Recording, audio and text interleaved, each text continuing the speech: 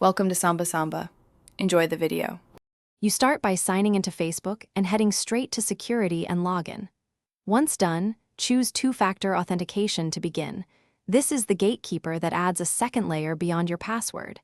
Make sure you have your phone or an authentication app ready because Facebook will ask for a contact method. If you prefer device codes, prepare an authenticator app now. This step prevents unauthorized access, so take it seriously and move to selecting your preferred verification method. Now you pick how Facebook will verify you. Choose an authenticator app for stronger security. If you choose SMS, know it's convenient but slightly weaker. Once selected, follow prompts. Scan the QR code with your authenticator or enter a shown code manually. Make sure to add at least one backup method, like recovery codes or a secondary phone, so you don't get locked out. After linking, Facebook will test the method. Confirm the code when prompted to complete the configuration. Finish by confirming two-factor authentication is active in your settings and then save the recovery codes somewhere safe.